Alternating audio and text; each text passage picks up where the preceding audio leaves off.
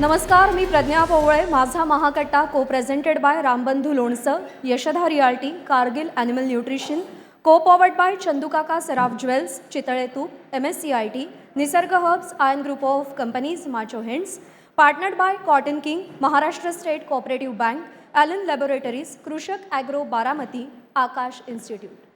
आजच्या महाकट्ट्याच्या या पुढच्या सत्रामध्ये एक सेलिब्रिटी कपल नाही तर सेलिब्रेटेड कपल असूनही एक पॉवर कपल आपल्या भेटीला आलं. असं म्हणतात की नवरा आणि बायकोनं एका ऑफिसमध्ये, एका क्षेत्रात, एका कंपनीत काम करू नये. एकतर त्यात रिस्क असते किंवा अभिमान सिनेमासारखी स्पर्धा निर्माण होऊ शकते. पण नवरा बायको जर दोघंही स्वयंभू असतील, आपापल्या टर्म्सवर जगणारे असतील आणि सगळ्यात महत्त्वाचं म्हणजे एकमेकांना पूरक असतील, तर एकाच क्षेत्रात काम करत असूनही सहजीवन किती सुरेख आणि देखणं होऊ शकतं याचं उत्तम उदाहरण म्हणजे अभिनेत्री अमृता सुभाष आणि त्यांचे पती संदेश कुलकर्णी. या दोघांची ओळख फक्त अभिनेते आणि अभिनेत्री एवढीच नाही आहे, तर प्रेक्षकांपर्यंत सकस आणि नवनवीन कलाकृती पोहोचाव्यात यासाठी ते लेखन आणि दिग्दर्शनही करतात. कलाक्षेत्रात असलेल्या माणसांना जर सामाजिक भान असेल तर ते क्रांती घडवतात आणि या दोघांकडेही ते पुरेपूर आहे. बॅकस्टेज आर्टिस्टना ते आपल्या संग्रहातली काही पुस्तकं देतात जेणेकरून वाचन संस्कृती वाढेल, बहरेल, फुलेल. विचारशील, प्रयोगशील आणि कृतिशील ही तीनही उदाहरणं या दोघांसाठी लागू होतात.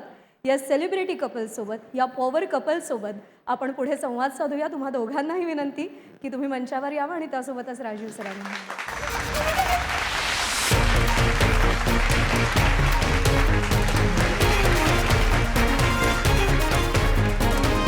Hello hello. हे दोन माईक ठेवलेस ते बरं झालं, नाही तर पहिलंच भांडणाला कारण नको आल्याला की कुणी आधी बोलायचं कोणी नंतर. त्यात माझा पराभव निश्चित आहे ना. अमृता आणि संदेश, तुमच्या दोघांचंही स्वागत आहे. मी कुठंतरी असं वाचलं की अमृता काहीतरी 15-16 वर्षाची असताना तू तिच्या प्रेमात पडला होतास, तर ते खरं आहे का? खोटं आहे. म्हणजे नाही, मी त्याच्या प्रेमात पडले होते, हे खरं आहे. आणि किती वर्षांची असताना? 14-15 वर्षाची असताना? 16 वर्षांची असताना मी त्याच्या प्रेमात पडले होते आणि त्यांनी मला नकार दिला होता. हे हे अरे जागतिक सत्य आज मी इथे महाकट्टाच्या या रंगमंचावर तुम्हाला सगळ्यांना सांगू इच्छिते. हे बहुत चाइल्ड मॅरेज ॲबॉलिश झालेलं आहे, त्यामुळे मी नकार दिला. साधी गोष्ट आहे ना. म्हणजे हां, 16 वर्षाला वगैरे कोण होकार देणार आहे काय? बरं, असं आहे की आता ही त्याचं आमच्या भाषेमध्ये लीड झालं. आता आम्हाला मुख्य बातमी सांगा की तू 14-15 वर्षाची असताना, 16 वर्षाची असताना ह्याच्या प्रेमात पडण्यासारखं ह्यानं काय केलं होतं? राजीवला जवळपास राग आलाय की का पडलीस तू याच्या प्रेमात? हां? असं काय म्हणजे? नाही, ह्याचं कारण आहे माझी मैत्रीण आणि आपल्या सगळ्यांची आवडती अभिनेत्री सोनाली कुलकर्णी, जी माझी अत्यंत जवळची मैत्रीण. ह्याचं कारण आहे सत्यदेव दुबेजी, जे माझे दुसरे म्हणूयात, कारण पहिली अभिनयाचे गुरु माझी आई, दुसरे अभिनयाचे गुरु सत्यदेव दुबेजी. त्यांच्या नाट्य शिबिरामध्ये मला सोनाली भेटली पहिल्यांदा आणि तिची आणि माझी मैत्री झाली. तिचा 3 नोव्हेंबरला वाढदिवस असतो आणि तेव्हा मोबाईल नव्हते, तेव्हा आमच्या त्या काळात आम्ही लोकांना भेटून एकमेकांना शुभेच्छा द्यायचो. नुसतं आपला मेसेज केला असं व्हायचं नाही. सो त्याच्यामुळे मी 3 तारखेला मला एका लग्नाला जायचं होतं, पण मी ठरवलं सोनालीला शुभेच्छा देऊन जायचं. सो मी बाबांबरोबर सोनालीच्या घरापाशी आले. मी पायऱ्या चढून वर गेले आणि घरातनं आत डोकावले तेव्हा एक अत्यंत उमदा तरुण, त्यांनी असा कुर्ता घातलेला होता आणि तो त्याच्या कुर्त्याच्या बाह्या मागे सारत असलेला मला दिसला. तत्क्षणी मला माहीत होतं की हा माझा नवरा आहे आणि तो होता संदेश कुलकर्णी. हा पण एक लीड झाला. नंतर मी त्याला विचारल्यावर तो अर्थातच म्हणाला की 17 वर्ष तो मला दुबेजींच्या वर्कशॉपमध्ये भेटला. आमची मग ओळखीचं रूपांतर मैत्रीत झालं, पण मैत्रीचं प्रेमात होऊ शकलं नाही कारण त्यांनी मला नकार दिला. नंतर त्यांनी होकार का दिला हे तुम्ही त्याला विचारू शकता. ते अकिरा कुरोसावाच्या स्टोरीसारखं ना, की आता त्याचा एक भाग कळला आम्हाला, आता या अँगलनं काय स्टोरी आहे ती कळू दे. नाही, कसं असतं, ते जे तिचं म्हणणं असतं तेच बरोबर असतं. त्यामुळे स्टोरी हीच आहे. इतिहास नेहमी पॉवरफुल लोक लिहितात, सत्ताधारी लोक लिहितात. त्यामुळे इतिहास तोच पुढे प्रचलित होतो. पण मुळात जेव्हा तिने विचारलं किंवा हे करतं तेव्हा ती खरंच खूप लहान होती आणि तू काय खूप मोठा होतास का? हो, म्हणजे तिच्यापेक्षा 6 वर्षांनी मोठाच होतो. त्यामुळे तशा अर्थाने मोठं म्हणायला हरकत नाही. म्हणजे ह्याचं इतकं होतं की आम्ही लग्न केल्यानंतर महाबळेश्वरला आम्ही हनीमूनसाठी गेलेलो असताना तिथे त्या काळात आपापले मोबाईल नसल्यामुळे सेल्फ्या काढता यायच्या नाहीत ना, त्यामुळे कोणाला तरी कॅमेरा देऊन आमचा एक फोटो काढा असं सांगायला लावायचं. तर अमृता इतकीशी बारकी दिसत होती माझे शेजारी वगैरे, आणि मी उभा होता आणि त्या एका माणसाला जाणार सांगितलं प्लीज आमचा फोटो काढाल का.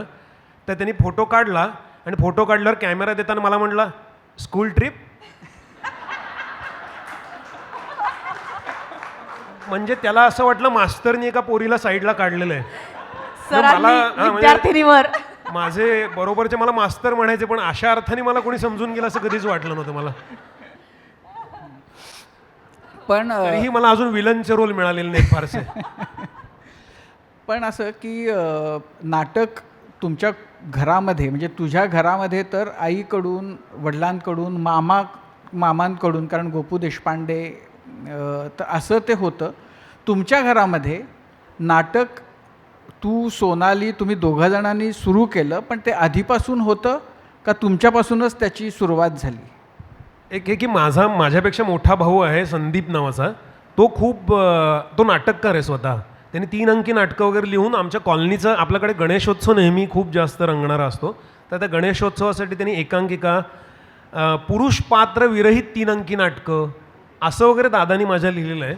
आणि तो खरं प्रणेता आमच्या कॉलनीमध्ये नाटकं करण्यासाठी त्यांनी शिशिर नावाचं हस्तलिखित मासिक पण चालवलं होतं.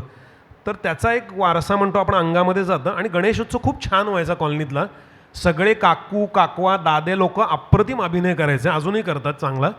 आणि माझी आई खूप जास्त प्रमाणात नकला करते, तर तिच्या थ्रू आमच्यामध्ये तो वारसा आला. आई कुठलाही शब्द पडू देत नाही, नकला करते. म्हणजे आता परवा दिनानाथ मतीच्या हाताला फ्रॅक्चर झालं म्हणून घेऊन गेलो होतो, तर डॉक्टर बाभुळकरांना सुद्धा ती म्हणाली नीट कराल ना, तर ते ज्या प्रकारे तिने त्यांना विचारलं त्यावर ते म्हणाले बाई पुण्याचे आहेत. म्हणलं हो हो अगदीच, म्हणजे सवाल.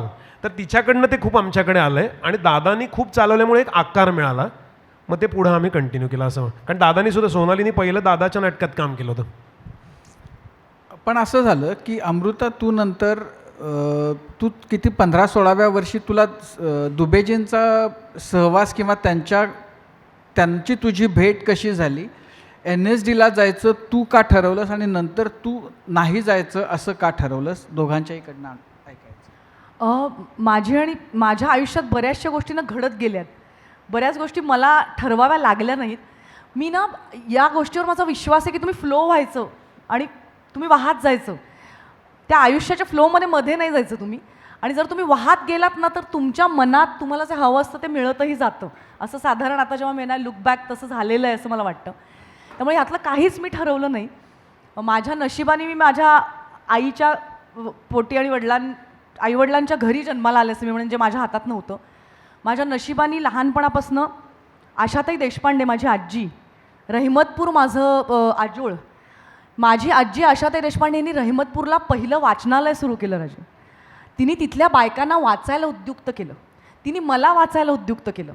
ती मला पुस्तकं लहानपणी वाचायला लावायची आणि ती म्हणायची तुला कुठलं पुस्तक आवडलं, कुठलं का नाही आवडलं तेही सांग.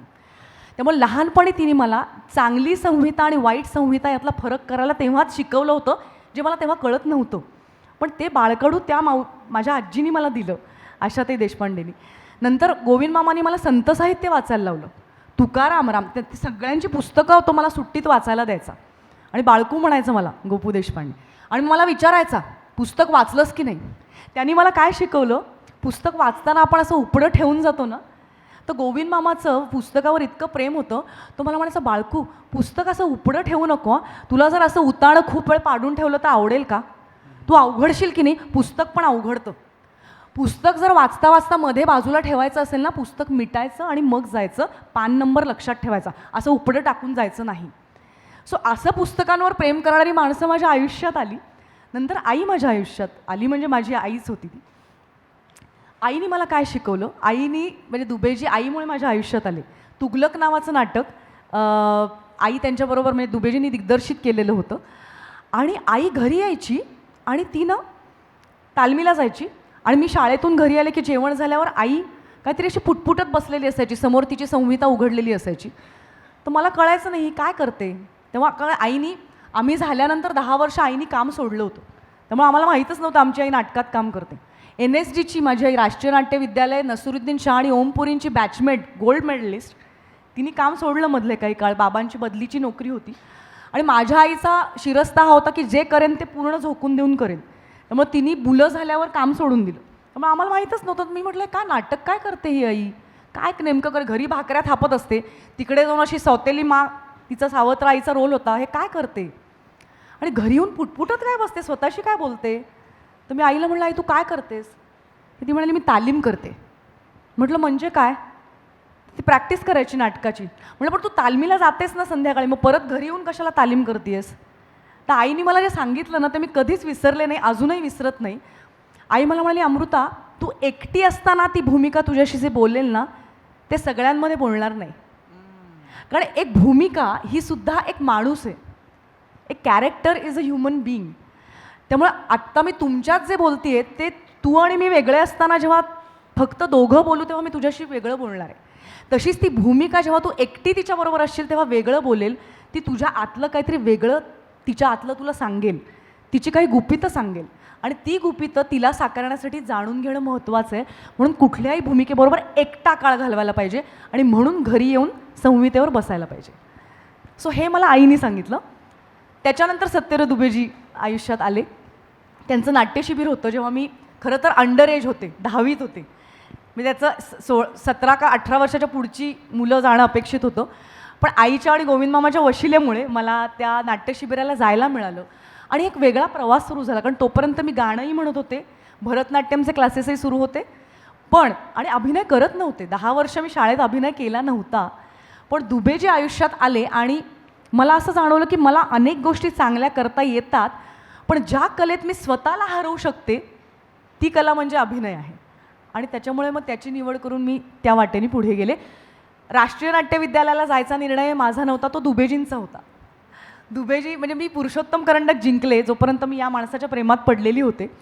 आणि पुरुषोत्तम जिंकल्यावर मला असं वाटलं की मला आता काही शिकायची गरज नाही, कारण मला सगळं येतं आहे. ते एक वय असतं बघ. पण दुबेजी म्हणाले की तुला शिकावं लागेल. आणि त्यांनी आईबरोबर मला निरोप पाठवला की बाई मी तिला थोबाडीत देईन जर ती राष्ट्रीय नाट्य विद्यालयात गेली नाही तर. ती थोबाडीत मला खायची नव्हती म्हणून मी तिथे गेले. पण बरं झालं नसिरुद्दीन शाह आयुष्यात आले. संदेश, तुमच्या घरामध्ये एवढं वातावरण नाटकाचं निर्माण झालेलं होतं, तर तुला तसं NSDला जावं वगैरे असं का नाही वाटलं. नाही, माझ्या मनात सुद्धा हा विचार आला नाही. कारण त्या काळामध्ये मुलांनी डॉक्टर किंवा इंजिनियर होणं गरजेचं होतं. आणि आमच्या घरी माझे वडील इंजिनियर होते, माझा मोठा भाऊ इंजिनियर होता. त्यामुळे मी इंजिनियर होणं ही काळाची गरज होती. त्यामुळे काही पर्याय नव्हता माझ्याकडे दुसरा काही. त्यामुळे मी इंजिनियर झालो. आणि त्यामुळे त्या डोक्यातच नव्हतं आलं की आपल्याला इकडे काही करतात. पुण्यात खरं फिल्म इन्स्टिट्यूट होतं, पण तिथे जावं हे सुद्धा डोक्यात आलं नाही. कारण का की घरचे संस्कार. म्हणजे फार मजेशीर गोष्ट अशी आहे की नंतर कालांतराने हे नाटक सिनेमा झाला आणि मग मसाला नावाचा एक चित्रपट मी दिग्दर्शित केला. त्या दिग्दर्शनाच्या प्रीमियरला माझी आई आली होती.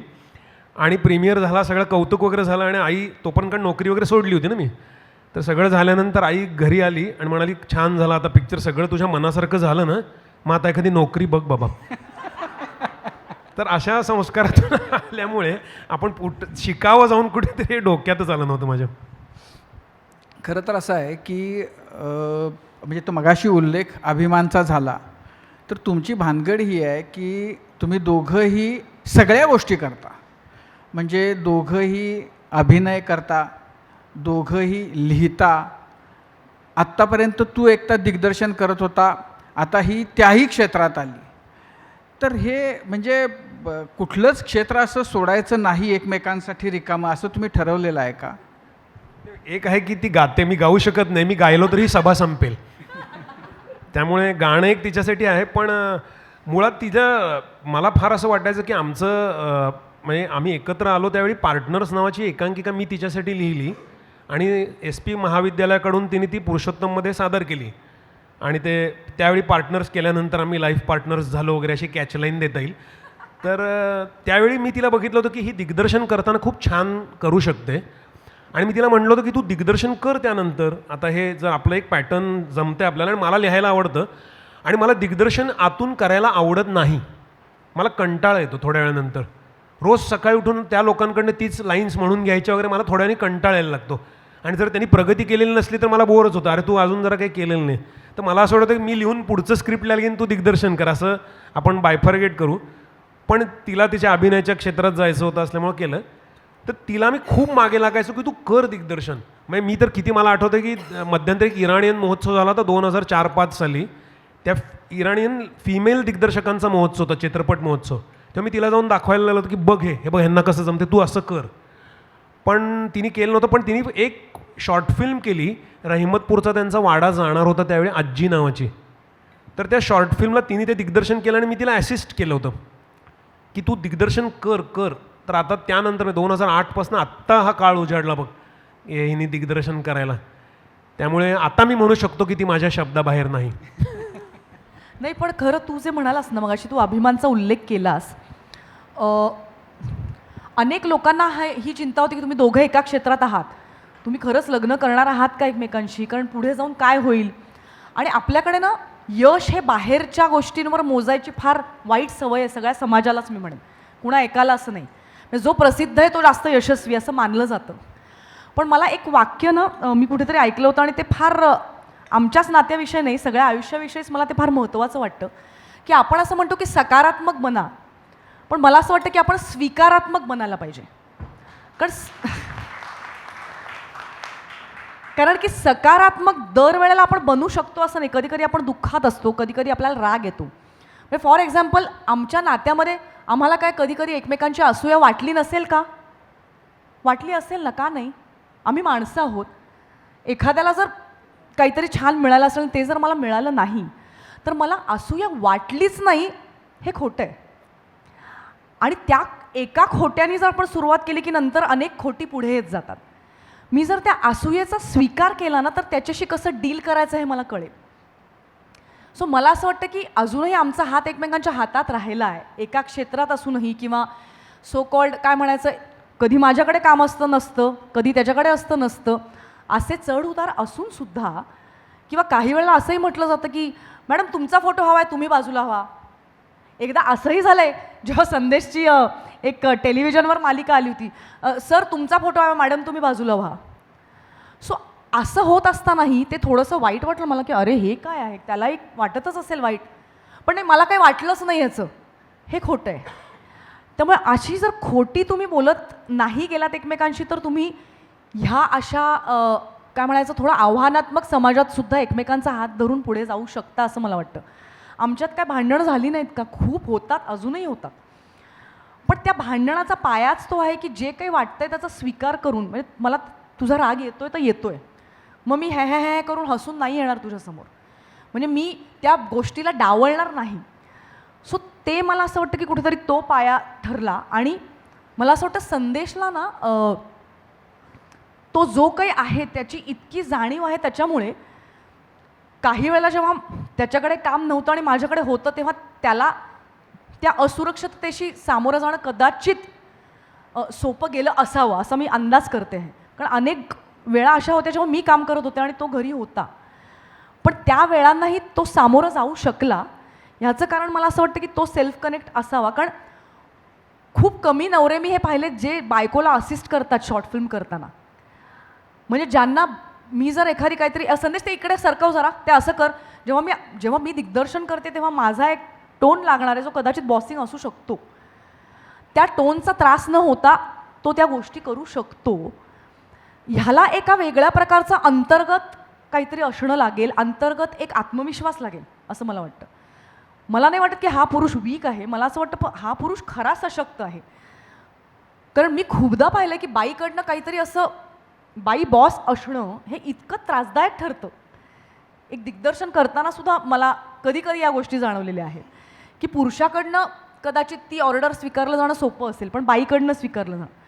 आणि मग घरातच जर तुम्हाला या गोष्टीचा त्रास व्हायला लागला, म्हणजे संदेशलाच जर या गोष्टीचा त्रास व्हायला लागला की अरे बापरे अमृताचं पुस्तक आलं, अरे बापरे तिला आता ह्या भूमिका मिळाल्यात, अरे बापरे हे, कारण ह्या सगळ्या गोष्टी मला माहिती आहे तोही तितकाच करू शकणार आहे आणि करतो आहे. आता असेन मी नसेन मी आत्ता आलं, पण त्याच्या आधी आपण व्यावसायिक म्हणतो असं ते यश हळूहळू त्याला जेव्हा मिळत गेलं, तेव्हा मला असं वाटतं की आमची सायकोथेरपी कदाचित तेंडुलकरांसारखा माणूस आयुष्यात आला, कदाचित ह्या सगळ्या गोष्टी आम्हाला मदतीच्या ठरल्या असतील आणि त्या भांडणातनं एक पुनश्च हनीमूनसारखं नाटक लिहिणं, म्हणजे आमच्या भांडणाचं एक नाटक झालं ना. संदेश, खरं तर म्हणजे तुझ्यासाठी तिला सिच्युएशन थोडी तिच्या अंगानं सोपी आहे, तुला थोडी ती अवघड होती. कारण तू दिग्दर्शक म्हणून इतकं वेगवेगळ्या प्रकारचं काम केलं होतंस. म्हणजे तेंडुलकरांच्या स्तंभांवरचं नाटकसुद्धा रामप्रहर तू केलं होतंस, जे अत्यंत करायला कठीण आहे. साठेंचं काय करायचं सारखं अत्यंत अवघड नाटकसुद्धा तू केलं होतंस आणि तू खूप नाटकातले प्रयोग करत आलेला आहेस. तर असे प्रसंग नक्कीच आले असतील की अमृता, कारण ती अभिनय करते, तिचा चेहरा लोकांना माहिती आहे आणि त्यामुळं तिचं कौतुक, तिच्या ग्लॅमरच्या मागं लोकांचं असणं, आणि मग ती जसं म्हणाली तसं की सर जरा बाजूला व्हा. तर ह्या अशा प्रसंगांना तू कसं बघतोस, त्याच्याकडं तू काय विचार करतोस त्या स्थितीमध्ये? मला सुरुवातीपासून म्हणजे काही जणांना रंगमंचावर लाईमलाईटमध्ये असणं हा खूप जास्त भारी वाटतं, म्हणजे तशा अर्थाने. तर मला माझ्या नकळत मागे पडद्यामागं असणं जास्त सोयीचं वाटतं. हा माझा एक मुळातच स्वभाव असल्यामुळे मला जास्त तिला प्रकाश झोतत असल्यामुळे ते अटेन्शन जास्त मिळते वगैरे, ह्याचा स्वाभाविक त्रास झाला नाही, कारण माझा स्वभावच जरा वेगळ्या प्रकारचा आहे. त्यामुळे मला आत्तासुद्धा एका मर्यादेनंतर अवघडल्यासारखं होतं खूप काळ रंगमंचावर. म्हणजे अभिनय करताना सोपं असतं कारण ती वाक्य असतात आपल्याला, पण एरवी जर वाक्य नसतील आणि मला जर आता तू प्रश्न विचारला नाहीस थोड्या वेळानंतर मला असं वाटतं मी इथनं जावंच हळूच किंवा अदृश्यच व्हावं, असा माझा नॅचरल स्वभाव असल्यामुळे मला तसं तिला जे मिळालं त्याचा खूप त्रास नाही झाला. आणि एखाद दुसऱ्या वेळेस त्यातला विनोद पण मला दिसू शकतो की मग इतकं गमतीत, अरे सर अरे साईड हे जे करतात म्हणजे, आणि जे अत्यंत म्हणजे मस्तपैकी काढलं होतं. तो मी प्रसंग लिहिला ना मग पुनश्च हनीमून नाटकामध्ये, प्रसंग आलाय त्या नाटकामध्ये तो प्रसंग लिहिला आहे. तर लेखक असल्यामुळे ह्या जो विरोधाभास हे सगळे जे घडतात ते ऑब्झर्वेशन होऊन ते नाटकाच्या मध्ये जातं. किंवा आता मी मॉन्टुक्ले दिवस नावाचं एक पुस्तक लिहिलेलं आहे, तर ते पुस्तक लिहित असताना त्यामध्ये तो प्रसंग आलेला आहे जिथे आमचे शेजारी म्हणायचे की तुमची बायको कामाला जाते, आप कुछ करते नहीं क्या, मतलब दिनभर घर पे ही बैठे रहते हो, असं विचारायचे. आता मी लिहितोय घरी बसून वगैरे, ते त्यांना कळायचंच नाही की काम चालू आहे म्हणजे लिखाणाचं वगैरे. घरी बसलाय आपलं काय हो, नवरा घरी बसलाय, बायको एकटी कमावतीये, असं मला तोंडावर काळजीने सांगितलेलं आहे की कुछ तो करो अभी, मतलब वो जाती है रात रात तक काम करती है, आप दिन भर मतलब कैसे लगता है ना वगैरे, असं अत्यंत प्रेमाने सूचना वजा सांगण्यात आलेलं आहे. तर मला हे घेताना मला ते माझ्याकडे बघू शकतो मी, आणि ते माणसाला काय काय दिसतंय हे आतमध्ये बघण्याचा माझा स्वभाव असल्यामुळे मला त्या गोष्टी मजाच देतात. आणि मला त्याची व्हॅल्यू कळते की एखादा माणूस असा बसलेला बघितला की त्याची व्हॅल्यू दिसते ना, की त्याला असं वाटतं की हा काहीच काम करत नाही आहे, किंवा प्रत्येकाचं काम म्हणजे काय, कशाला काम म्हणतायत, ह्याचं ते दृष्टिकोन प्रत्येकाला जे वाटतं आहे ते पण दिसत जातं. तर मला हे लेखनाचा दृष्टिकोन असल्यामुळे, प्रत्येक गोष्टीच्या नोट्स मी लिहित असल्यामुळे मला तो आशय म्हणूनच मिळत राहतो. आणि संदेशचा दृष्टिकोन जर तुम्हाला बघायचा असेल, त्यांनी ना इंस्टाग्रामीण गोष्टी नावाचं एक सुरू केलं. त्याचं इंस्टाग्रामचं जे अकाउंट आहे तर इंस्टाग्रामीण गोष्टी असं त्यांनी त्याला नाव दिलं. आणि पक्षी, प्राणी, एखादा, आणि बरोबर ह्यालाच दिसतात. परवा ना ह्याच्यामुळे मी एक साळुंकी पेंगताना पाहिली. शपथ सांगते, तुम्ही कधी पक्षाला झोपलेलं पाहिलंय का? म्हणजे माझ्या सासूबाई मला विचारतात पक्षी कधी झोपतात ग, तर मी म्हटलं मला माहीत नाही काकू, मी असं कधी विचारच नाही केला. तर आम्ही पत्रकार नगरमध्ये राहतो, तर मुंबईत राहतो, आणि समोर अंगण आहे, त्याच्यामध्ये झाड आहे, खारोटे आहेत, पक्षी आहेत, आणि एक साळुंकी ऊन खात पेंगत होती. ती मला संदेशमुळे बघायला मिळाली. सो हा माणूस जे बघतो ना ते आपल्यापैकी कोणालाच दिसत नाही, लेखक म्हणूनही आणि माणूस म्हणूनही. आणि त्याच्यामुळे एक वेगळा आयुष्याचा दृष्टिकोन मला मिळत गेलेला आहे असं मला वाटतं. म्हणजे बाकीच्यांच्याकडं जाण्यापूर्वी आत्ता जे तुमचं नवं नाटक आहे असेन मी नसेन मी, ज्याच्यामध्ये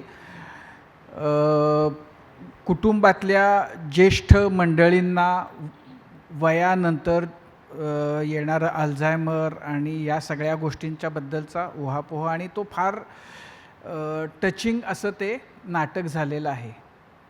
तू लिहिलंस तर तुला असं का वाटलं की ते आपण दिग्दर्शन त्याचं करू नये, जे जे की तू करत आलायस आत्तापर्यंत ते अमृतानं करावं, आणि तुला का वाटलं की ह्या नाटकाचं दिग्दर्शन आपणच करावं, संदेशनं न करावं? मला एकतर ते नाटक लिहिताना आपल्या भोवतालात जे होतं ते मी ज्याच्यातनं काही काही गोष्टी ज्या जगताना दिसत होत्या त्या गोष्टींचं प्रतिबिंब एकतर त्या नाटकात लिहिताना आलं माझ्या नकळत. आणि ते मी म्हटलं तसं मला फार वाटायचं की हिने दिग्दर्शन करावं आधीपासनं. एकतर त्याचा भाग असा आहे की काही गोष्टी ज्या तिला ज्या प्रकारे दिसतात आणि त्यातले जे बारीक आहेत, कारण 3 स्त्री व्यक्तिरेखा त्या नाटकामध्ये आहेत, त्यामुळे ते तिचा एका बाईचा हात फिरला त्या नाटकावर तर जास्त वेगळ्या रीतीने फिरेल, त्यातली नाजूकपणा बाहेर येईल असं मला फार वाटत होतं. आणि तिच्या अंगात ते आहे आणि ह्या निमित्ताने ती हे करेल हे मला फार वाटतं. कधीपासून मी म्हणतो की कर, तर ते हे बरोबर आहे, योग्य आहे असं वाटत असल्यामुळे तिने ते करावं असं मला फार वाटतं. आणि तिला मी लिहित असताना प्रत्येक वेळी काही झालं की मी तिला वाचून दाखवतो ना, माझा पहिला प्रेक्षक ती असते, त्यामुळे तिला त्याच्यातलं सगळं कळतं, काय मी लिहितो ह्याच्यातले सगळे मार्कावे तिला पूर्णपणे कळलेले असतात. तर तिला ते जास्त चांगल्या रीतीने बसवता येईल असं मला फार वाटलं. आणि मी म्हटलं तसं माझा थोडा पेशन्स पण कमी आहे, मला ते बसवण्यापेक्षा तो तिला जास्त आहे. ती निगुतीनी मी तिला म्हणतो तू एक सैनिक आहेस, म्हणजे अक्षरशः एक गोष्ट घेतली की शेवटपर्यंत ती पुरी करते. मला धरसोड आहे माझ्यामध्ये, मला थोडा कंटाळा येतो, मी गिवअप मारतो काही वेळ, जाऊ द्या आता मग, नाही तर नाही, करून बंद करून नका नाटक, ते इतपत माझं हे आहे. म्हणजे तसं मला लागून राहता येत नाही, कारण मला वेगळं नाटक, वेगळा पक्षी, वेगळा प्राणी इंटरेस्टिंग वाटायला लागलेला असतो, मी तिकडे सरकतो, मला वाटतं हे राहू दे बनवू दे. मी वेगळं माझ्या डोक्यात किती लिहितोय मी नवीन नवीन, तर तिला ते धरून पकडता येईल म्हणून मला असं वाटलं तिने ते करावं. तरीही तू या प्राण्यामध्ये इंटरेस्टेड राहिलास आहे, नशीब इतकी वर्ष अमृता नावाच्या प्राण्यामध्ये. असं नाही ना झालं की आता फार वर्ष झाली आता वेगळा पक्षी? नाही, मी तिला म्हणालोय की एका लग्नामध्ये हा जो पक्षी आहे ना तो वाघ सुद्धा होऊ शकतो किंवा वाघीण. मी शकते. मध्यंतरी मला असं सुचलं होतं की कंपनीमध्ये 20 वर्ष सर्व्हिस केली की VRS मिळते, तसं मी अमृताला म्हणत होता लग्नामध्ये 20 वर्ष सर्व्हिस झालेली आहे, आता रिटायरमेंट घ्यायला काय VRS घ्यायला काय हरकत नाही म्हणलं. मग या पक्षाची वीड किंवा वाघीण झाली म्हणजे आता नाही, आता खूप वर्षांची इन्व्हेस्टमेंट झाली आहे तुझ्यामध्ये, असं त्याच्याच नाटकातलं वाक्य आहे. पण आता चंदू काका आपले सराफ आपले हे आहेत खरं तर स्पॉन्सरर्स, पण तरी मला हे या रंगमंचावरनं सांगायचं आहे की त्यांच्याकडे जाऊन आम्ही दागिने विकत घेऊच, म्हणजे संदेश मला ती भेट तर देईलच, पण मी फार लकी आहे की नवरे बायकांना काय काय भेटी देऊ शकतात ह्याच्यात ह्यांनी मला उत्कृष्ट भूमिका भेट दिलेल्या आहेत. हे नशीब माझं, या माणसामुळे माझ्या नशिबात उत्कृष्ट भूमिका आणि आता असेन मी नसेन मी नंतर एक उत्कृष्ट नाटक त्यांनी मला भेटच दिलं असं मला वाटतं. कारण आपण माणसं आहोत आणि आपण वेगवेगळ्या प्रकारे स्वतःला एक्सप्रेस करतो आहोत. सो इतकी वर्ष अभिनय केल्यानंतर माझ्याही मनात हे होतं की कधीतरी मला दिग्दर्शन करायचं. आणि जेव्हा आजीचं दिग्दर्शन मी केलं किंवा पार्टनर्स जेव्हा मी दिग्दर्शन केलं तेव्हा मला वाटत होतं की अरे मी ना अभिनेत्री म्हणून खूप फिजिटी आहे, मला टेन्शन येतं खूप, पण मी दिग्दर्शन करायला लागल्यावर मी खूप शांत होते. आणि मला कधीही दिग्दर्शन करताना असं वाटलं नाही की मी हे पहिल्यांदा करते, मला असं वाटतं मला येतं, मला हे जमणार आहे. त्यामुळे मला कधी कधी असे आसपासचे लोक तू फर्स्ट टायमर डिरेक्टर, तर मला असा रागच येतो की मला असं वाटतं मी नाही आहे फर्स्ट टायमर. का मला असं वाटतं मला माहीत नाही, कारण मी आहे फर्स्ट टायमर पण मला वाटत नाही. आणि तो उर्मटपणा नाही आहे, पण एक काहीतरी शांत आत्मविश्वास जो असतो तो आहे. आणि त्यातनं मला दिग्दर्शन करायचं होतं. आता हे नाटक का, सो तू मगाशी विषयाविषयी थोडासा उहापोह केलास की अल्झायमर्स हा माझ्या आयुष्यात फार विचित्र पद्धतीने आला. माझे वडील अल्झायमर्सनी गेले आणि त्यांना जेव्हा त्या रोगाने पकडलं तेव्हा माझ्यापेक्षा जास्त या माणसाने त्यांचं केलं, खूप केलं. म्हणजे मी कामाला बाहेर असताना संदेश बाबांचं करायचा. माझ्या बाबांची वाणी जात गेली, अल्झायमर्सनी वाणी गेली तर एवढंच ते बोलायचे. शेवटी आम्हाला कळायचं नाही ते व्हायलंट का होत आहेत, ते मारामारी का करतायत. एक माणूस जो इतकी वर्ष शांत होता, जो इंट्रोवर्ट होता, जो मितभाषी होता, त्याचं हे काय होऊन बसलं आहे, ते का मारतायत आम्हाला. संदेशनी ते शोधून काढलं. संदेश एके दिवशी त्यांना बँडस्टँडला फिरायला त्यांनी घेऊन गेला होता. मी शूटिंगला गेले होते आणि संदेश आणि बाबा बँडस्टँडला फिरत होते. पाऊस यायला लागला संदेश बाबांना म्हणाला, हे बघा पाऊस, समुद्र, एकदम ते मारायला लागले संदेशला. आणि मग संदेशला असं लक्षात आलं की बाबांना पाण्याची भीती वाटते, जे त्यांना आम्हाला सांगताच येत नव्हतं. ते आम्हाला मारायचे कधी, आम्ही त्यांना म्हणलं ना आंघोळीला चला, टॉयलेटला चला, किंवा मी दाढी करायला असं पाणी घेऊन यायचे की ते पाणी उडवायचं आणि मला एक मारायला लागायचं. ते मला कळायचं नाही, आता दाढी तर करायला पाहिजे ना बाबा, हायजीन तर ठेवायला पाहिजे, हा माणूस मला का मारतोय. तेव्हा संदेशनी ते शोधून काढलं की यांना पाण्याची भीती वाटते. सो त्या कुठल्या तरी नात्यातनं या नाटकाचा कदाचित जन्म झाला असावा, कारण निर्मितीची प्रक्रिया इतकी गुंतागुंतीची आणि व्यामिश्र असते की आपण सांगू नाही शकत एक्झॅक्टली कशातनं. पण कदाचित त्या जावई आणि सासऱ्याची आई आणि मुलगी झाली असेल कदाचित, मला माहीत नाही. माझ्यासाठी ते फार महत्त्वाचं होतं, कारण बाबांचा अल्झायमर्स, मी खूप भांडले त्या आजाराशी, मला खूप राग आला, मला संताप आला, आणि मला जसं बाबांशी वागायचं होतं तसं कदाचित वागता नाही आलं, मला समजूत नाही दाखवता आली. मी फार लहान होते आणि आयुष्याने मला 2दा त्या संध्या दिल्या की त्या आजाराला समजून घेण्याच्या. पहिली संधी होती अस्तू या चित्रपटातनं. अस्तूला मी जेव्हा कन्नड बाईचा त्या रोल केला, जेव्हा जी हत्तीची मालकीण आणि तिच्याकडे एक अल्झायमर झालेला मोहन आगाशाने तो रोल केला, तो माणूस येतो आणि ती त्याची आई होते आणि ती म्हणते, एरली बेडा, कोणकोळली बेडा, माझं पोर येते, असू दे, राहू दे. त्याला शी होते चड्डीत, त्याचा शेंबूड गळतोय, असू दे. ती अशी, म्हणजे मी ठरवलंच नव्हतं, शॉर्टमध्ये पटकन माझा पदर गेला आणि मी त्यांचं नाक पुसलं. आणि सुमित्रा मावशीने असं बघितलं माझ्याकडे, सुमित्रा भावे आणि सुनील सुक्तनकर, की त्या क्षणी मला काही वाटलंच नाही, अरे ही आई आहे ना त्याची. ही समजूत मला आयुष्यात नाही दाखवता आली जेव्हा बाबा त्याच्यातनं जात होते. सो मला असं वाटलं की हे नाटक मला काहीतरी शिकवू पाहतंय, जे मला आयुष्यात, जे मला चन्नम्माने शिकवलं अस्तूमधल्या, तेच कदाचित हे नाटक शिकवणार असेल.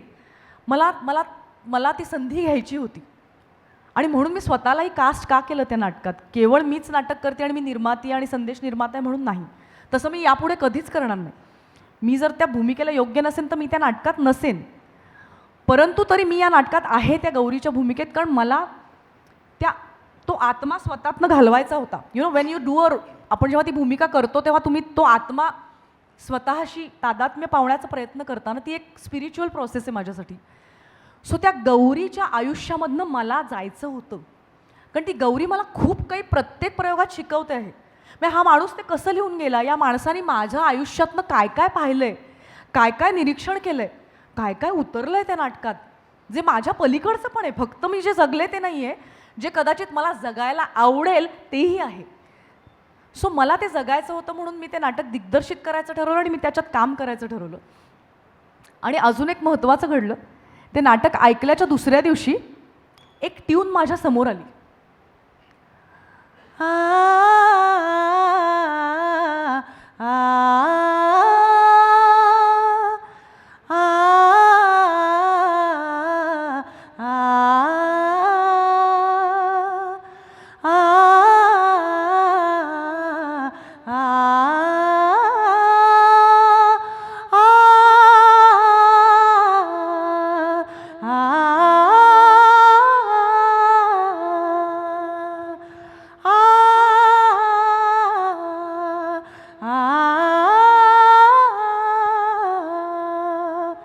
ही ट्यून अशीच्या अशी माझ्या कानात वाजली. मला असं लक्षात आलं ही या नाटकाची थीम आहे. ह्या ट्यूनमध्ये एक समजूत घालणं आहे. ह्या ट्यूनमध्ये असे अनेक प्रश्न या नाटक उपस्थित करेल ज्याला उत्तरं नाही आहेत. असे अनेक प्रश्न आयुष्य उपस्थित करतं ज्याला उत्तरं नसतात, पण त्याला आपल्याला सामोरं समजुतीने जायचं असतं. ते ह्या ट्यूननी मला शिकवलं आणि ह्या ट्यूनवर बेस मी साकेतला संगीत करायला लावलं.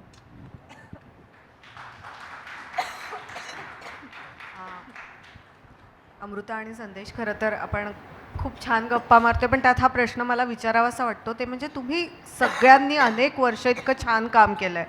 आम्हाला तुम्ही आमच्या घराचा भाग वाटता, इतक्या वेगवेगळ्या भूमिकांमध्ये आम्ही तुम्हाला सगळ्यांना पाहिलं आहे. पण तरीही हा प्रश्न जेव्हापासून अमृता आणि बाकीचे कलावंत OTTवर काम करायला लागले तेव्हा पडतो की हिंदीत स्टार्स असतात, मराठीत ॲक्टर्स असतात. तुम्हाला जाणवतं का हे कधी? तुम्ही आम्हाला आमच्या घरातला भाग वाटता, आमच्यातले वाटता, आणि ते स्टारडम जरा वेगळं असतं. म्हणजे हे एक काय म्हणतात त्याला OTT हे खरं तर ना फार मोठं रेव्होल्युशन आहे. त्यामुळं अनेक जणांना म्हणजे आज आता आपण किती जणांना बघतो, नवाजुद्दीन आहे, जयदीप अहलावत, मनोज वाजपेयीपासून अनेक लोक आहेत, पासनं अमृता आणि आणखीन आपल्याकडे प्रिया आणि बऱ्याच जणांना OTTमुळे बरीच चांगली संधी मिळाली, काम जी जर OTT नसतं तर मिळाली नसती. हो. OTT नसतं तर अनेक कलाकारांना इतके चांगलं त्यांचं प्रदर्शन करता आलं नसतं. त्यामुळे आणि आता गंमत अशी की OTTचा प्रभाव एवढा आहे की जे काही सो कॉल्ड स्टार्स आहेत त्यांना सुद्धा उतरून OTTवर यावं लागतं. त्यामुळे इक्वलायझर आहे तो इक्वलायझर गेम झालेला आहे OTTचा, ज्याचा मला स्वतःला पण फायदा झाला आहे OTTवर काम करताना. आणि मराठी कलाकारांविषयी हिंदीमध्ये जेव्हा काम करतं प्रमाणाबाहेर रिस्पेक्ट असतो त्यांना आलेला, कारण आपल्याकडचे कलाकार सगळे तगडे आहेत, जबरदस्त कलाकार, एक से एक ॲक्टर्स आहेत आपल्याकडे. आणि हिंदीमध्ये काम करताना आपले लोक तयारीतच गेलेले असतात, स्क्रिप्ट त्यांना पाठ असतं, भूमिकेचं त्यांचं तयारी झालेली असते. त्यामुळं अगदी आनंदी असतात सगळे दिग्दर्शक मराठी लोकांबरोबर काम करताना. मला असं वाटतं की OTT नसताना तर असेन मी सुद्धा झालं नसतं, कारण आम्ही दोघांनी OTTतनं कमवलेले पैसे त्या नाटकात घातलेत. खरोखर म्हणजे तू मगाशी विचारलंस लक्ष्मी का सरस्वती, अर्थातच सरस्वती तर आहेच, प्रश्नच नाही, पण लक्ष्मी ही महत्त्वाची आहे. कारण नाटक करण्यासाठी आम्ही फक्त निर्माते म्हणून नाव लावलेलं नाही आहे, आमचे खरोखर आम्ही कमावलेले पैसे आम्ही त्या नाटकात टाकले होते. त्यामुळे जर ते यशस्वी झालं नसतं तर खरोखर बँक बॅलन्स पूर्णपणे निलवर येण्याचीच ती वेळ होती. पण तितके पैसे टाकता आले याचं कारण OTT होतं, कारण OTT त्या प्रकारचे पैसे आम्हाला दोघांना मिळत होते. आणि त्याच्यामुळे मी OTTची फार ऋणी आहे, आभारी आहे. कारण मला असंही वाटत होतं की एक अभिनेत्री म्हणून एका वयानंतर खूप टिपिकल साचेबद्ध भूमिकांमध्ये तुम्हाला स्लॉट केलं जातं आणि मला ते करायचं नव्हतं. मला दीप्ती नवलजींची मी एकदा मुलाखत घेतली होती, तेव्हा त्यांनी मला हे सांगितलं होतं की मी सगळं सोडून चित्र काढायला निघून गेले, कारण की मला त्या भूमिका यायला लागल्या. तर मला असं वाटलं होतं बापरे, मी जेव्हा 40शी पार करेन तेव्हा मी काय घरी बसणार आहे का, मला चित्र काढता येत नाहीत, मी काय करणार आहे. तेव्हा मला वाटलं नव्हतं की मी दिग्दर्शन करेन, पण तेव्हा मला असं वाटलं होतं की मी माझा अभिनय संपणार का. त्याच वेळी भारतात OTTची चळवळ सुरू झाली आणि मग अनुराग कश्यप आणि अनेक दिग्दर्शकांमुळे मला वेगळ्या प्रकारच्या भूमिका करण्याची संधी मिळाली. नाहीतर मी फक्त नकार देण्यातच पटाईते. संदेश मला म्हणतो का किती नकार देतेस कामाला, कधीतरी होकारही देत जा ना. तर OTTमुळे मला काही कामाला होकार देता आला. मला एक फक्त इथे म्हणायचं आहे, तुम्ही मराठी नटांविषयी एक म्हणालात ना, मराठी नट स्टार आणि एक नट, तो आता बघ मागे फोटो आहे ज्यात काजोल आहे, करीना आहे आणि अमृताई आहे, त्या स्टार्स आहेत. पण अमृता ऍक्ट्रेस आहे, आमच्या सगळ्यांसाठी स्टार आहेच, पण त्याचं स्टारडम म्हणतो ना आपण. करेक्ट. नाही, मला ह्याच्या जोडीला म्हणजे काय उलटं वाटतं, जसं म्हटलं ना हिंदीत आपल्या नटांना सगळ्यांना अत्यंत आदराने वागवलं जातं, तसंच सगळे हिंदीतले लोक आपल्या मराठी नाटकाच्या विषयी, आता कारण आमचं असेन मी नसेन मी नाटक बघायला अगदी शिबानी अख्तर, पूजा भट्टपासनं खूप हिंदीतले हिचे मित्रमैत्रिणी येत असतात वगैरे वगैरे, तर सगळे भारावून जातात की तुमचा मराठी प्रेक्षक काय दर्जाचा आहे. भारावून जातात. म्हणजे आपल्याकडे ज्याप्रमाणे नाटक ऐकलं जातं हे कुठेही ऐकलं जात नाही. म्हणजे आपल्याकडे आता बंगाली थोडी आहे, पण मराठी रंगभूमी ही सगळ्यात तगडी, जिवंत, मी आता 150 वर्षाहून अधिक काळ आहे आणि नवीन नवीन नाटकं घेऊन येणारी रंगभूमी आहे, जिथे एवढे प्रेक्षक बघत असतात.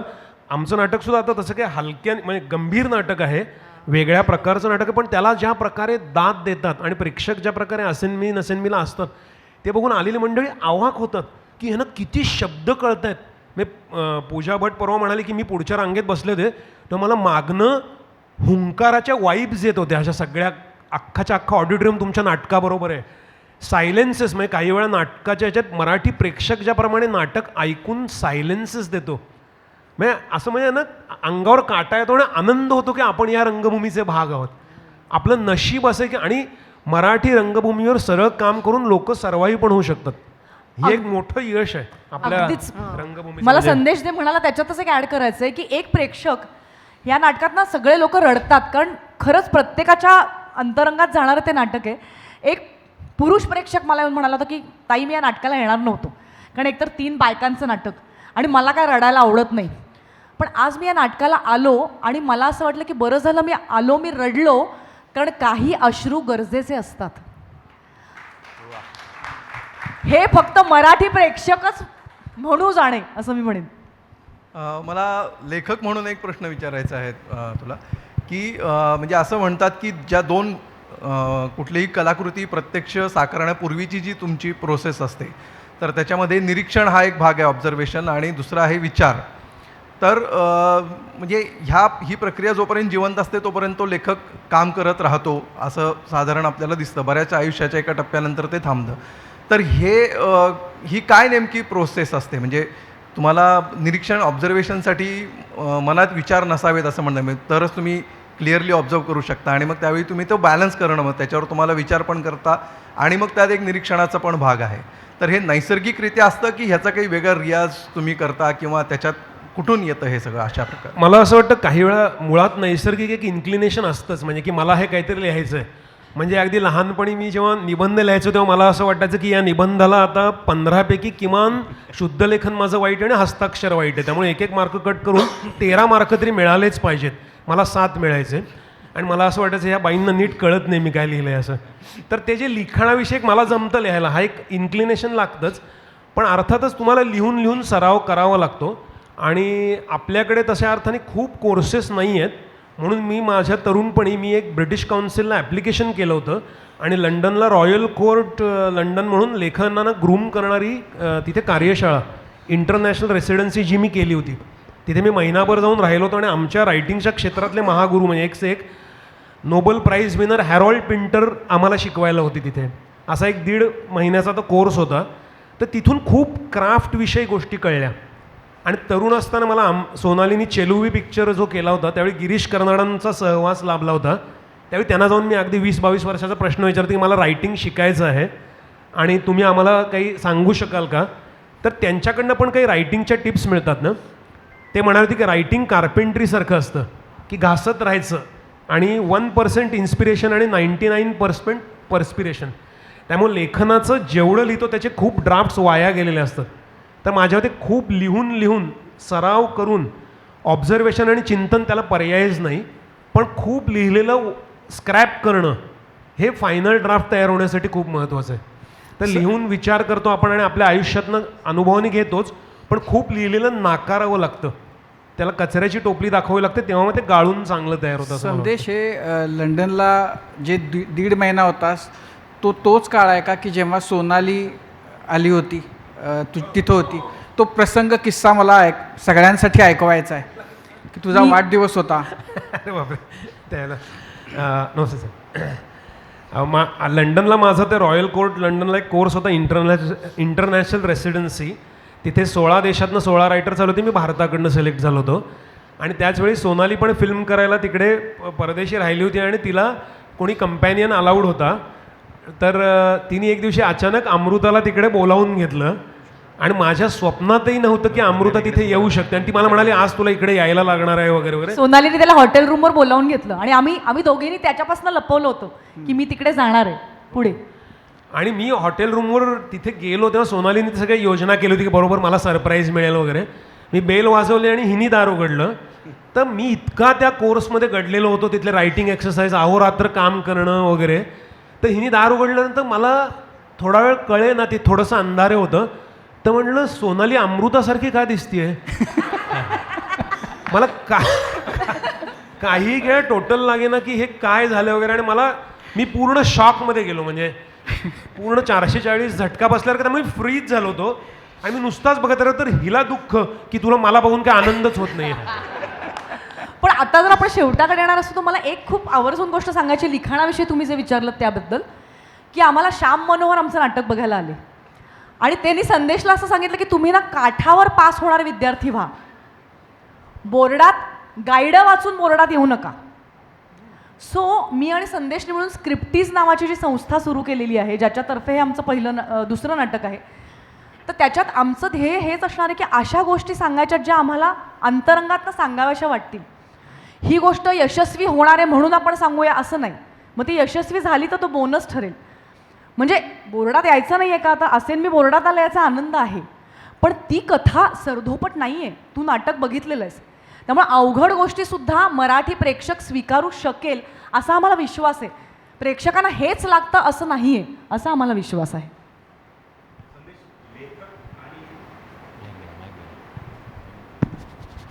लेखक आणि प्रेक्षकाच्या भूमिकेत प्रश्न विचारतोय.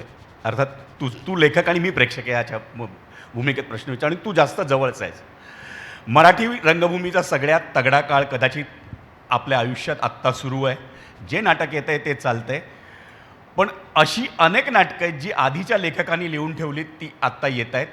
मी कुठल्याही लेखकाचं किंवा अभिनेत्याचं नाव घेणार नाही, दिग्दर्शकाचं नाव घेणार नाही, पण नेहमी म्हटलं जातं की नाटक हे लेखकाचं माध्यम आहे.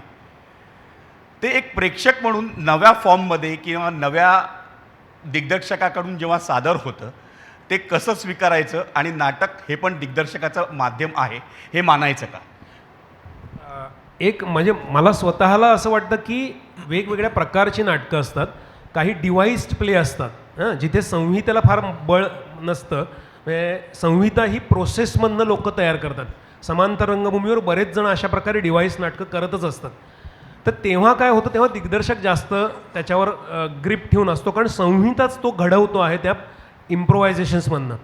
पण बऱ्याचदा नाटककार जेव्हा नाटक अख्खं विचार करून लिहितो, म्हणजे मी जिथे रॉयल कोर्टचा उल्लेख केला तिथे रॉयल कोर्टचा बिलबोर्ड जो असतो, म्हणजे जाहिरातीचा फलक असतो, त्या जाहिरातीच्या फलकावर फक्त नाटककाराचं नाव असतं, कलाकारांची नावं नसतात. म्हणजे जर तेंडुलकरांचं तिथं आत्ता जे सखाराम बाइंडर नाटक चाललं आहे तर ते तिथे नाटकाचं जाहिरात असते की विजय तेंडुलकर सखाराम बाइंडर, बाकी कोणाचंही नाव नाही. आणि मी त्या बिलीफ सिस्टीमचा आणि आहे. माझ्या प्रश्न विचारण्यामागे जर विजय तेंडुलकर हेच नाव असेल तर तू त्याचं उत्तर कसं देशील? नाही, काय इंटरप्रिटेशन प्रत्येकाला मुभा आहे. प्रत्येकजण आपापल्या प्रकारे करू शकतो, कुवतीनुसार करू शकतो, आणि प्रत्येकाला ते नाटक करण्याची कुवत वेगवेगळी असू शकते. एकच उदाहरण, आता इथे टाईमचं पेपर सांगू का? एक उदाहरण, फार सुंदर उदाहरण. कारण विजय तेंडुलकरांचं एक नाटक मी बसवलं होतं ललित कला केंद्रासाठी विद्यार्थ्यांचं, शांतता कोर्ट चालू आहे. आणि त्या नाटकामध्ये आत्ता करुणाष्टकमध्ये जी केतकी सराफ काम करते ती बेणारेचं काम केलं होतं तिने. तिचा नवरा अनिरुद्ध जोशी वकिलाचं काम करत होता, जजचं. तर मी नाटक जे बसवलं होतं त्यात बहुतेकांना शांतताची कथा माहिती असेल की एक नाटक करणारा ग्रुप, खोटं कोर्ट चालवणारा ग्रुप एका गावात येतो आणि ते खोटं न्यायालय चालवतात प्रॅक्टिस करण्याच्या मिशानी, आणि त्यात एका बाईला आरोपी करतात आणि अक्षरशः तिच्या लचके तोडून तिच्या चिंध्या करतात. असा तो सगळा प्रसंग आहे. बेणारे बाईंचं जे काय होतं ते. तर ते बेणाऱ्या बाईंचं मी काय केलं होतं नाटक बसवताना, शेवट असा आहे त्या नाटकाचा की हे सगळं ते त्यांच्या नाटकातलं नाटक घडतं आणि मग त्यांना आता ते अभिरूप न्यायालय पुन्हा बसवायचं आहे, म्हणून ते म्हणतात चला चला बेणारे बाई. ती अशी जमिनीवर पडली आहे विद्ध होऊन, कारण तिला इतकं त्यांनी तोडलं आहे. तिला म्हणतात चला चला आपल्याला नाटकाचा प्रयोग करायचा आता मुळातल्या अभिरूप न्यायालयाचा. तर मी नाटक बसवताना असं केलं होतं की ते त्या सगळा त्यांचा तो त्या बेणाऱ्याला छळण्याचा प्रसंग संपतो आणि ते येतात आणि म्हणतात चला, असं जरासा ॲपॉलॉजिटिकली थोडीशी क्षमाशील आवाजात म्हणतात चला बेणारे बाई चला आता आपल्याला मूळ नाटक सादर करायचं वगैरे. तर विजय तेंडुलकर ते आमची रिहर्सल बघायला आले होते पुण्यामध्ये ललित कला केंद्रात, आणि त्यांनी मला ते नाटकाचं त्यांनी रिहर्सल बघितलं आणि म्हणाले तू सगळं छान बसवलं आहेस, त्यांच्या शैलीमध्ये म्हणाले. ते शेवटाकडे ना त्यांना ते तसं ते करणार नाहीत, कारण त्यांना ती जाणीवच नाही आहे की आपण बेणाऱ्याचं हे केलं आहे. आता मला ना धक्का बसला, काटा येतो अंगावर की मला काय या बाबाची बघण्याची दृष्टी होती. त्यांनी ते बघितलं की त्यांना भानच नाही आहे, म्हणूनच इतक्या क्रूर पद्धतीने त्यांनी तिथे त्या बेणाऱ्याला वागवलेलं आहे. हे जे मला भान आलं ते त्या नाटककारामुळे आलं. तर त्यांनी जो विचार करून ज्या गोष्टी लिहिल्या आहेत त्याची समजूत माझी किती आहे तेवढंच मी बसवू शकणार आहे. हे तुझ्या प्रश्नाचं उत्तर. प्रश्न घ्या. अमृताला एक प्रश्न आहे. अमृता, मगाशी तुझ्या गायकीची झलक आम्हाला बघायला मिळाली, तर असं वाटतं का की तुझ्यातल्या अभिनेत्रीसाठी तुझ्यातली गायिका मागे राहिली किंवा ती जाणीवपूर्वक तू ठेवलीस? आणि दुसरा एक प्रश्न याला आणखी एक, मगाशी उल्लेख झाला की काही कलाकाराच्या आयुष्यात असा काळ येतो की काम नसतं, तर मग त्या काळामध्ये त्या लीन पॅचमध्ये सकारात्मक आणि स्वीकारात्मक कसं राहायचं? गायनाला मी मागे ठेवलं असं मी म्हणणार नाही. मगाशी मी त्याचं उत्तर म्हणजे मला ना NSDच्या सिलेक्शन प्रोसेसमध्ये हा प्रश्न विचारला होता, आप अच्छा गाती हैं, आप अच्छा डान्स कर रही हैं, तो आपने अभिनय क्यों चुना, असं तेव्हा मला प्रश्न विचारला होता समोरनं. त्याचं उत्तर मला असं तेव्हा द्यावंसं वाटतं आणि अजूनही ते माझं उत्तर तेच आहे. मी अनेक गोष्टी चांगल्या करू शकते, पण तेव्हा फक्त अभिनय करतानाच मी स्वतःला विसरू शकायचे. हां, सो माझ्यासाठी हा एक मला तो एक दैवी प्रवास मला करायचा होता की मी स्वतःचं स्वत्व विसरून त्याच्याशी किती तादात्म्य पाहू शकते. त्या प्रवासात तेव्हा अभिनय पुढे होता असं मी म्हणेन. तेव्हा अभिनय पुढे होता. आता कदाचित दिग्दर्शनही येईल, मला माहीत नाही. पण तेव्हा मी ज्या स्टेजला उभी होते तेव्हा अभिनय करताना मी विसरून जायचे स्वतःला. म्हणजे मी इतकी घाबरलेली असायचे अभिनय करायच्या आधी, पण मी रंगमंचावर आल्यावर माझी भीती मला सोडून जायची.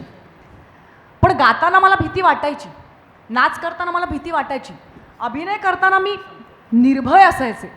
आणि मला निर्भय आणि उन्मुक्त जे ते फिलिंग होतं ते मला हवं होतं, म्हणून मी अभिनय तेव्हा स्वीकारला असं मी म्हणेन. आता तेच फिलिंग मला दुसरीकडनंही येऊ शकतं असं मला वाटतं. दुसरा तू जो प्रश्न विचारलास त्याचं उत्तर हे आहे की मी विजय तेंडुलकरांमुळेच बाबांच्या अल्झायमर्सच्या वेळेला मी खूप एका गर्तेत गेलेली होते. डिप्रेशन आणि अशा अनेक गोष्टींचा सामना मी केला. कामावरही माझा परिणाम व्हायला लागला होता. मला सायटिका झाला होता, आयरायटिस झाला होता, माझं शरीरही निकामी व्हायची वेळ आली होती. 23व्या वर्षी मी व्हीलचेअरवर होते. पण 2 माणसं माझ्या आयुष्यात आली. एक म्हणजे विजय तेंडुलकर, ज्यांनी मला मानसोपचाराचा मार्ग दाखवला. आणि मला असं वाटतं की आपण आपल्या दुःखाची जबाबदारी जेव्हा दुसऱ्यावर टाकतो तेव्हा तो एक प्रकारचा बेजबाबदारपणा आहे. मानसोपचाराने मला माझी जबाबदारी स्वतःला घ्यायला शिकवलं. माझ्या दुःखाची किंवा मला आनंदी ठेवायची जबाबदारी संदेश कुलकर्णीची नाही, ती माझी आहे, हे मला मानसोपचाराने शिकवलं. आणि तो माझा रस्ता विजय तेंडुलकरांनी सुरू करून दिला. दुसरा माणूस माझ्या आयुष्यात आला शैलेश परुळेकर, ज्यांनी माझ्या शरीराशी माझा कनेक्ट, म्हणजे मी जी व्हीलचेअरवर होते ती नंतर मी 100 किलो घेऊन स्क्वॉट्स करायला लागले जिममध्ये. तो एक मोठा प्रवास माझा शैलेश परुळेकरांमुळे झाला. आणि मला असं वाटतं की शरीर आणि मन म्हणजे हे डॉक्टर श्रीराम लागूंपासून सगळ्यांनी मला शिकवलेलं आहे. हे आमचं वाद्य आहे आणि त्याच्यामुळे ते वाद्य तुम्हाला नीट ठेवायलाच लागेल. आणि त्यामुळे प्रत्येक कलाकाराने ह्याच्याकडे लक्ष द्यायला पाहिजे असं मला आवर्जून वाटतं. शेवटचा प्रश्न आहे. आपल्याकडे अजूनही तुम्ही ज्याचा उल्लेख केलात, मानसिक आरोग्य आणि मेंटल हेल्थकडं पुरेसं टॅबू म्हणूनच बघितलं जातं, त्याच्याबद्दल असं बोललं जात नाही. तर तो इग्नोरन्स कमी व्हायला पाहिजे असं तुम्हाला वाटतं का? आणि त्याच्यासाठी काय करणं गरजेचं? मला नक्कीच असं वाटतं. म्हणजे मी जेव्हा मानसोपचार घ्यायला लागले तेव्हा इतक्या लोकांनी मला जवळपास मी कुठलं तरी व्यसन करते का काय असं वाटलं. कशासाठी? का तू असं करतेस? किंवा मलाच इतके अडथळे आले तो मार्ग स्वीकारण्यासाठी. तर मला खूप एक कळकळीची विनंती करायची आहे की हो, अवघड आहे, तो रस्ता घेणं अवघड आहे. पण जर कुणी तो रस्ता घ्यायला जात असेल ना, त्याचं खच्चीकरण करू नका. कारण मला माहिती आहे मानसोपचार तज्ज्ञाचा नंबर फिरवण्यासाठी मला किती कष्ट घ्यायला लागले. मलाच असं वाटत होतं की अरे आपण चुकीचे आहोत का, आपण वीक आहोत का, मी कदाचित माणूस म्हणून कमकुवत आहे का. जो माणूस एखाद्या मानसिक आजारातनं जात असतो त्याला ऑलरेडी कमकुवत वाटत असतं. त्यात तुम्ही त्याला सांगू नका की तू कमकुवत आहेस की तू तिथे जातोयस, कारण नाही, ती सगळ्यात धाडसी गोष्ट त्यांनी केलेली. आणि मैत्री म्हणजे कुठलीही तुमचं दुःख मित्राला सांगणं आणि मानसोपचार तज्ज्ञाला सांगणं यातला फरक मला तेंडुलकरांनी सांगितला होता. तेंडुलकर स्वतः मानसोपचार घेत होते प्रियाताई गेल्यानंतर. आणि ते मला म्हणाले की ते मानसोपचार तज्ज्ञाला त्यांच्या आयुष्याविषयी सांगायचे. एके दिवशी त्यांना असं वाटलं की मी ज्या माणसांविषयी हिला सांगतोय तिला त्यांच्याविषयी काही माहीतच नाही आहे. म्हणून एके दिवशी ते ना स्वतःच्या फॅमिली अल्बम घेऊन गेले तिच्यासाठी. आणि त्याने ते सगळे तिच्या फोटो समोर ठेवले. ही ती माझी मुलगी जिच्याविषयी मी बोलतोय, ही ती माझी आई जिच्याविषयी मी बोलतोय. सो त्या मानसोपचार तज्ज्ञांनी ते असं घेतलं, ओके असं ठेवून दिलं, सुरू करूया असं ती म्हणाली. आणि ही जी डिटॅचमेंट आहे ना ती महत्त्वाची असते उपचारासाठी. मित्र मला काय म्हणणार आहे, हो ग हो, खरंच ग तुझंच बरोबर आहे, त्याचंच चुकलं, संदेशच चुकतो, तूच बरोबर. त्यांनी माझं बरं होणार नाही आहे. कधीतरी मला माझी चूक बघावी लागणार आहे, जे मला मानसोपचारातनं मिळणार आहे. आणि म्हणून मानसोपचार महत्त्वाचा. एक फक्त त्याच्यात ॲडिशनल करतो, म्हणजे जसं मी पण स्वतः मानसोपचार घेतो आणि डिप्रेशनमधनं मी गेलेलो होतो, त्यावेळी क्लिनिकल डिप्रेशन आलं होतं मला, त्यावेळी औषधोपचार पण घ्यावे लागले होते. तर बऱ्याच जणांना असं वाटतं की हे औषधोपचार घेतलं तर त्याचं व्यसन लागेल आणि कायमचे मी त्याच्या आहारी जाईन. तसं गरज नसते, कालांतराने ते सुटू पण शकतं. जसं माझं सुटलेलं आहे. आणि मला अनेक मित्र मी पूर्वी याच्याविषयी बोलल्यामुळं फोन करून विचारतात की मी हे करू का नको वगैरे. त्यांना आणि ज्यांना कोणाला माहिती नाही त्यांना सल्ला असा आहे की औषधोपचारसुद्धा सायकॅट्रिस्ट जे देतो ते त्यावेळी गरजेचे असतात. जर त्याची गरज संपली तर तो ते औषध कमी करणार असतो, तो तुम्हाला कायम त्या लाईफलाईन म्हणजे औषधांवर ठेवणार नसतो. आणि ते इतकं महत्त्वाचं असतं काही वेळा की मी माझ्या त्या पर्टिक्युलर काळाविषयी एक पुस्तक लिहिणार आहे. त्या डिप्रेशनच्या माझ्या काळाविषयी मी एक नक्की पुस्तक लिहिणार आहे. जे मी मला जे औषध दिलं होतं त्या गोळीला नेक्सिटोला अर्पण करणार आहे. इतकं महत्वाचं आहे. मला ना असं वाटतं आम्ही शेवटच्या प्रश्नांची उत्तरच रॅपिड फायरसारखी देतोय पटापटा, पण संदेशनी थेरपी केली याविषयी मला एकच वाक्य सांगायचं आहे. आपल्या आयुष्यात पुरुषांना रडण्याची मुभा नाही. बाई रडू शकते, पुरुष रडला की काय बाईसारखं मुळमुळू रडतोस, पण पुरुषाला रडणं किंवा पुरुषाला त्याच्या कुठल्याही इमोशनला सामोरं जाण्यासाठी बळ देणं हे समाज म्हणून आपलं कर्तव्य आहे. म्हणून मी थेरपी करते याच्याहून जास्ती मला संदेश थेरपी करतो याचा अभिमान आहे. या सगळ्याच्या सुरुवातीला मी तुम्हाला पॉवर कपल का म्हटलं ते इथे उपस्थित सगळ्यांना आता तुमच्या या सगळ्या गप्पा ऐकल्यानंतर कळलं असेल. सरांनी अकिरा कुरोसावाचा उल्लेख केला, राशोमानचा, की एका घटनेकडे बघायचे 4 वेगवेगळे पैलू, एकाच गोष्टीकडे बघायचे नवरा बायको म्हणून तुमचे असलेले पैलू, व्यक्ती म्हणून तुमचे असलेले पैलू खूप वेगळे आहेत, पण तेवढेच ते एकमेकांना पूरक आहेत, पोषक आहेत. आणि मला असं वाटतं की हेच सौंदर्य आहे तुमच्या दोघांच्या नात्याचं. व्यामिश्र हा शब्द तुम्ही वापरलात अमृता. या गप्पा खरंच व्यामिश्र होत्या. समांतर रेषांचा प्रवास अनंतापर्यंत सुरू राहतो. तुमच्या दोघांचाही प्रवास समांतर आहे आणि तो प्रवास असाच अनंतापर्यंत सुरू राहावा याच शुभेच्छा आज आलात, त्याबद्दल आभार. आणि यानंतर मी एक्झिक्युटिव्ह एडिटर ऑफ ABP माझा सरिता कौशिक मॅम यांना विनंती करते की त्यांनी व्यासपीठावर यावं आणि त्यासोबतच MSCITचे senior general manager Anupam Narkhede यांनाही विनंती की त्यांनी फेलिसिटेशनसाठी यावं.